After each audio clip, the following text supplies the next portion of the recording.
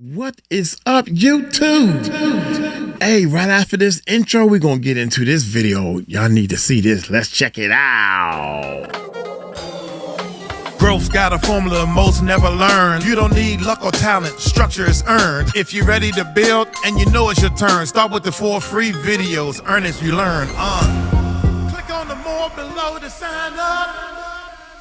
That's right, y'all. Y'all click the link below and sign up for the 4 free videos, man. That's going to tell you what our course and everything is all about.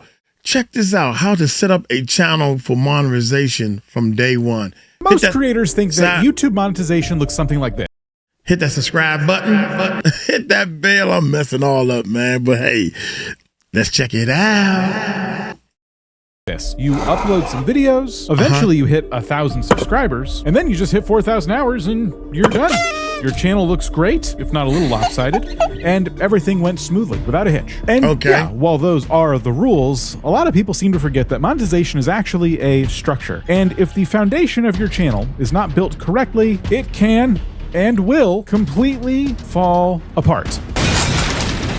Today is not about going into hacks or shortcuts, and we have explored some of those in the past. Instead, we are starting from zero. We're going to help you build a foundation and a structure that actually gets you paid on YouTube. But before we even think about monetization on YouTube, we need to build a base. You can't build a skyscraper without having a foundation of some kind. Okay, you got to build the base.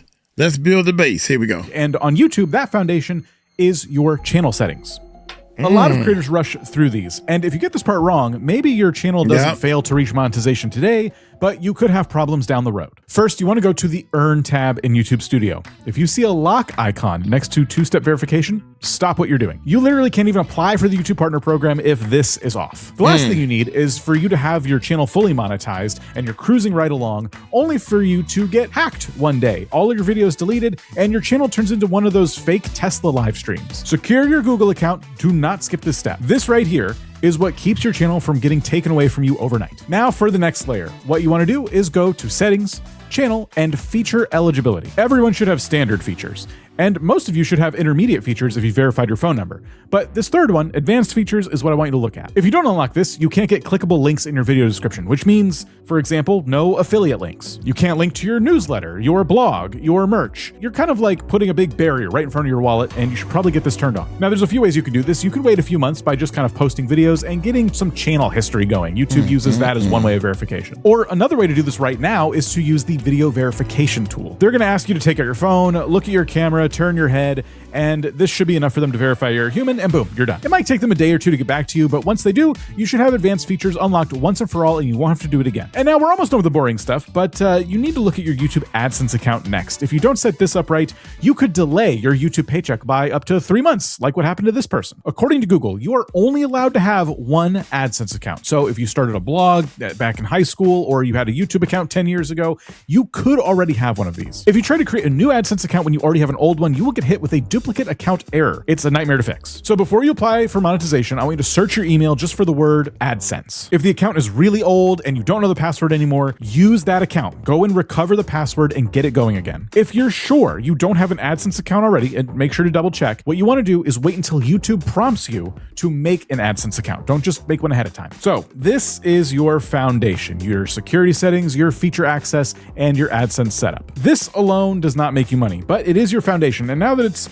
somewhat solid, it's time to look at the next phase of your channel and build it in such a way where it remains safe for monetization as you continue growing your channel. Before we go any deeper, we need to talk about the requirements for getting into the YouTube Partner Program, which is going to be a bit of a recap if you've been following us for a while, because we talk about it all the time. But this is a beginner's guide, and also the monetization requirements do change from time to time, so let's get into it. There are 2 main checkpoints on your path to monetization. First up, you have early access to the YouTube Partner Program. This is when you hit 500 subscribers on YouTube. You also need at least 3 public uploads in the last 90 days and either 3,000 public watch hours in the last year or 3 million shorts views in the last 90 days. This level right here is basically when you unlock all the fan funding stuff. So super chats, memberships, shopping, all the things that are nice to have, but let's be honest, they are completely dependent on the type of community you've built and how much they're willing to part with their own money out of their own pocket. If you reach this tier, you're probably not quitting your day job anytime soon, but that's why a lot of people really strive for full monetization on their YouTube channel. This right here unlocks your ad revenue, and it's the thing everybody wants because that means YouTube is paying you money while you sleep as long as your videos are getting monetizable views. But here's the important part. Just hitting these numbers does not mean that monetization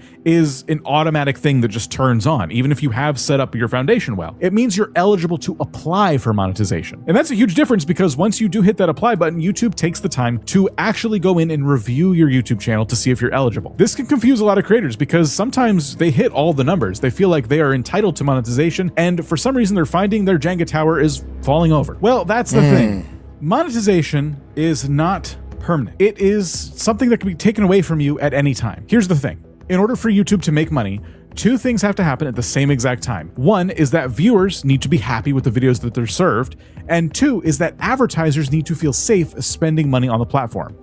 That's it. So if you hit the requirements and you've been following YouTube's guidelines, then you will be monetized. It's not like YouTube's trying to trick you or pull the rug out from you, but it is more than just the numbers at the end of the day that they're looking for. Whether you've already reached monetization or you've simply just applied for it, YouTube is always going to be checking to make sure that your content meets the guidelines for monetization across the platform, and they're going to do that the entire time you're here. In 2026, YouTube's detection systems are more advanced than they ever have been. And channels that have been building for a while get denied monetization all the time. And in my experience, it's usually for one reason. It's because they're breaking a YouTube guideline, sometimes without doing it on purpose, and some people actually admit that they were kind of pushing the envelope a little bit. And even though I know there's 100 examples out there of channels that are doing this, on YouTube, they don't like it when you use this stuff. If you're a faceless automation kind of channel and you're just pulling clips and sticking them on YouTube, that's not enough. Your content has to be transformative in some kind of way. And I'm not a lawyer. I can't tell you exactly what that looks like, but oftentimes people who are transformative are doing editing to their content. They're adding a narrative to it. They are adding their commentary to it. They have something to say. There's a reason for that clip existing. Another way.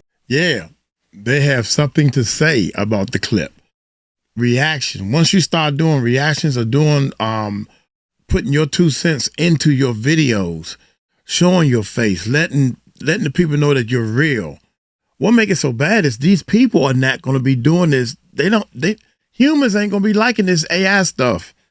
Let's continue. Way to test if your content's transformative could be maybe you pulled a video clip, but you're providing the audio. Okay, remove the video part. Does the audio alone on a black screen still add some kind of value? Are your points still getting across? And if the answer is no, then you're still at risk. It's not enough to take a cool clip that you liked and just put some music under it. In the past, when I've seen people complain about being demonetized, usually it's because the channel is demonstrating a clear pattern. I'd like to think YouTube is taking their time with these decisions and making sure that they're demonetizing channels who consistently go ahead and try and play around with the guidelines a little bit, see what they can kind of get away with. We've seen YouTube make these mistakes before, but in my experience, when I see these stories pop up and I click into the channels themselves, it's because there is a consistent pattern of those channels playing around a little too much with the monetization guidelines on this platform. I know not everybody gets caught doing this, so you might be looking at other channels and you think, well, I'm just doing the same thing they're doing, but they're still monetized. What gives? Either they haven't been caught yet, or there's more going on behind the scenes that you just can't see because you're not them. Be that as it may, when you make content like this, you are taking a risk, plain and simple. YouTube isn't asking that your channel is super impressive and blows their minds. They're asking that your channel gets views and is safe for advertisers so advertisers can post advertisements on your content. And not only does it have to be safe for advertisers and viewers, it has to be safe at scale because YouTube needs to do this for every single channel and every single video at the exact same time across the entire platform. Okay, so the foundation's pretty good. You've been making videos for a while, and now you're just wondering, okay, I have some stuff here, but what's the fastest way to get monetized? Well, aside from just regular old videos, there are two other types of content that come up a lot on the journey to monetization: shorts and live streams. First, shorts. They are incredible for discovery and a great way to get a lot of views quickly, especially if you're good at storytelling. You can get subscribers quickly, and yes, those subscribers definitely count towards the 500 and 1,000 subscribers you need towards YouTube partnership. Unfortunately, though, a lot of new creators forget that the watch time you earn from YouTube Shorts actually doesn't count towards your 4,000 hours that you need for the full YouTube partnership program. So if your entire strategy is shorts only and you're not getting millions of views, you're not optimizing your channel for monetization. You are optimizing it for the subscriber part, but the watch time is not counting. It's also important to consider the shorts viewer mindset. They're swiping, they're scrolling, they are just sampling the content, and they're not really committing to any one particular creator. A lot of creators hope that, well, if people watch my shorts, then, they'll watch my long form videos. Unfortunately, that strategy doesn't really play out. We've seen it time and time again. YouTube simply doesn't work that way. If there was some magic hack to getting YouTube Shorts viewers to watch that one long form video you made that one time, trust me, everyone would be doing it. But now we need to reset and talk about live streams. Live streams can be absolutely amazing for watch time, especially if those viewers are going back and watching the stream when it becomes available as a VOD. And yes, the hours that people watch after your stream is done being live do indeed count towards being monetized on YouTube. But there's just one problem. Streams themselves are inherently community-based. Nobody's clicking on a 3-hour live stream from some stranger that they've never watched before. The truth is, when it comes to live streams, they are really awesome for keeping the viewers you already have. But when it comes to getting new viewers, it doesn't work. If you stream for 10 hours, but it's to 0 people, you've gotten yourself 0 hours of watch time. And at the end of the day, that strategy looks a bit ridiculous. I guess what I'm trying to say is that videos are the tried and true way of gaining the watch time and the viewership and subscribers you need to get monetized on YouTube. Alternatively, you could become amazing at making YouTube shorts and tell awesome stories that get millions of people to watch. And as I pointed out earlier, getting millions and millions of shorts views is a path to monetization here on this platform. But anybody telling you that these are the things that are going to get you monetized and these are the hacks, the shortcuts for finally making money on YouTube isn't giving you the full and complete picture. Now, here's the real problem. You could set up your channel perfectly and still sabotage your growth along the way. And that is why you need to watch this video next. It goes over all of the most common mistakes that new creators make when they upload videos to YouTube. Enjoy. I want y'all to notice one thing. At the end of every video, they point you to another video that's on their channel. That is important. That's got to be part of your story. That's got to be part of your system. He right. Going live is the number one way to do this thing. The shorts will bring people hope. Shorts will hopefully bring more people to watch your long content. That's it. That's all we use shorts for. They subscribe to the channel.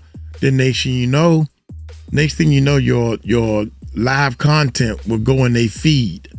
But if I'm noticing, the more shorts you keep watching, that's all YouTube shows you is a bunch of shorts.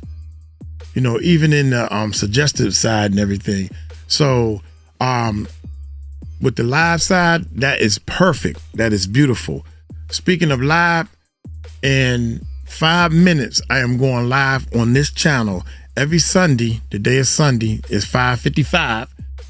Every Sunday at 6 o'clock, we go live to talk about YouTube and how to grow, where you need help and everything. So Sundays and Wednesdays at 6 o'clock, New York, Eastern Standard Time. But now the world started talking about New York time. So yeah, that's my time that I'm on. I'm on 6 o'clock New York time. So at 6 o'clock, boom, we going live. So y'all hit that subscribe button, hit that bell so you'll know when we go live, and I will see y'all there.